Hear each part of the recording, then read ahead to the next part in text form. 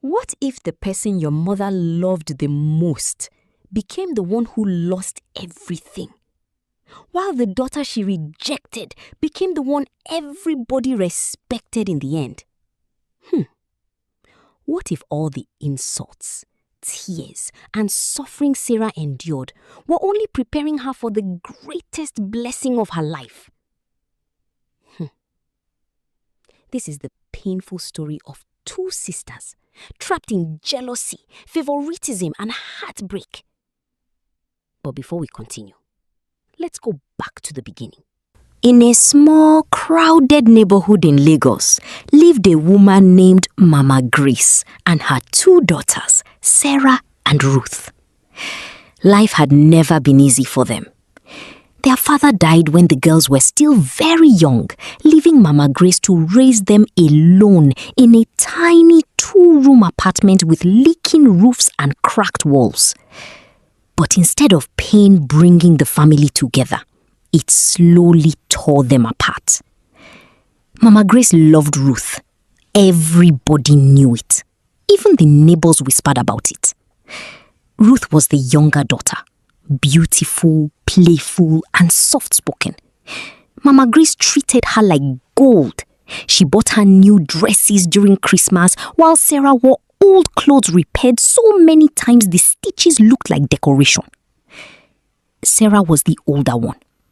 At 32, she had suffered enough pain for 3 lifetimes. She was hardworking, intelligent, respectful, and responsible. From childhood, she cooked, cleaned, fetched water, and took care of Ruth like a second mother. Yet nothing she ever did pleased Mama Grace. "Look at your face," her mother would sneer whenever Sarah returned from job hunting. 32 years old and no husband, no child, no job. Shameless woman. Sarah would quietly lower her head and continue washing plates. Those words stabbed her heart every single day. But she never answered back.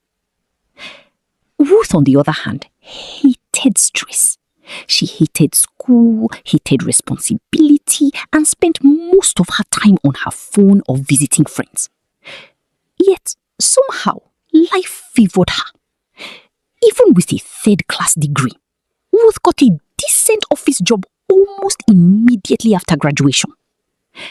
Not long after, she met Kelvin, a wealthy businessman who showered her with gifts, expensive wigs, and vacations. Mama Grace was overjoyed. "My daughter has made it," she bragged to everyone in the compound. Meanwhile, Sarah kept struggling. She attended interviews after interviews, but never got accepted. Some companies demanded experience she did not have, others simply ignored her. Eventually, to survive, Sarah began selling food in the market. At first, Mama Grace mocked her. "After all the school fees I suffered to pay, this is what you became? Food seller?" But Sarah ignored the insults. Every morning before sunrise, she cooked steaming pots of jollof rice, fried plantain, pepper soup, and beans. She carried them to the market with tired arms and swollen feet. Slowly, people began to notice her food. It tasted different, better. Customers lined up daily. "Sarah, your stew tastes like heaven. Add extra meat for me. Please save food for me tomorrow." But no matter how much people praised her, Mama Grace still treated her like a failure. Then, Ruth got married to Kelvin. The wedding was grand. Music blasted through the streets. Expensive ashwabi everywhere.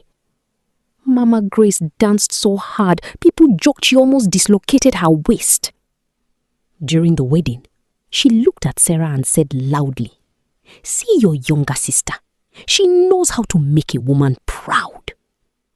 The guests laughed. Sarah smiled painfully and walked away before anyone saw the tears gathering in her eyes. But Ruth's marriage was not what it seemed. Kelvin was not violent. He never hit her. But he controlled everything. He chose her clothes. He checked her phone. He stopped her from walking. "You don't need a job," he said coldly. "I provide everything." Then he stopped Mama Grace from visiting. No friends, no family, no unnecessary movement. At first, Ruth enjoyed the luxury, the cars, the mansion, the designer bags. But slowly, the house became a prison. The loneliness began eating her alive. Sometimes she would stand by the window for hours, just watching people outside and crying silently. Then she got pregnant.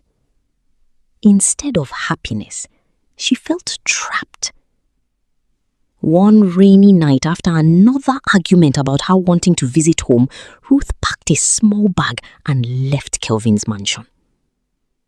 She returned to Mama Grace's house broken, pregnant, and ashamed. The same neighbors who once praised her now whispered she couldn't keep her marriage. Money is not enough. Maybe she was stubborn. Ruth cried herself to sleep every night. For the first time in her life, she understood Sarah's pain. Meanwhile, Sarah continued selling food quietly.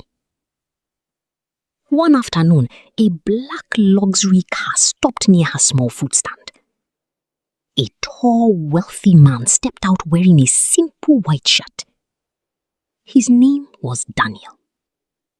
At first, he came only for the food. Then he kept returning. Every day. Sometimes twice a day.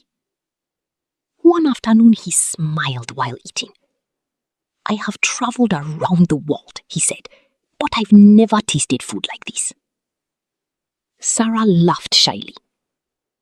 That was the beginning. Daniel noticed her kindness, her humility, and the sadness she tried so hard to hide. Unlike others, he listened when she spoke. He respected her. He saw value in her long before success came. As months passed, they fell deeply in love. Then one morning, Daniel arrived at the market with documents in his hand. "I bought a place," he said softly. Sarah frowned in confusion. "For who?" "For you." Tears filled her eyes as he handed her the keys to a fully furnished restaurant. Sarah could not breathe. After years of rejection, insults, and humiliation, someone finally believed in her.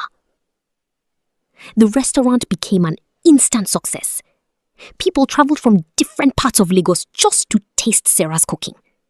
Food bloggers posted her meals online. Celebrities visited. Money started flowing. The same people who once mocked her now greeted her respectfully. Even Mama Grace became speechless. Soon, Daniel officially visited the family. He paid Sarah's bride price in full and married her in a beautiful ceremony filled with genuine joy. But Sarah never forgot the years of pain. After the wedding, Mama Grace and Ruth visited her mansion one evening. Mama Grace burst into tears immediately. "I failed you," she cried. "Forgive me." Ruth held Sarah's hands tightly. "I was selfish," she whispered. "I let Mama treat you badly because it benefited me. I'm sorry." The room became silent. Sarah looked at both women for a long time. Then she finally spoke. "I already forgave both of you long ago," she said quietly, "because carrying hatred would destroy me." Mama Grace cried harder. But Sarah continued. Forgiveness does not erase pain. Some wounds heal, but the scars remain. Ruth lowered her head in shame. Sarah smiled sadly. I wish both of you peace, but I cannot return to the life that almost destroyed me. From that day forward, Sarah helped them financially from a distance, especially for Ruth's child. But she never allowed them close enough to hurt her again. And for the first time in her life, Sarah finally chose herself. The end. If you enjoyed this story, please make sure to follow me and also subscribe to my YouTube channel for more exciting stories.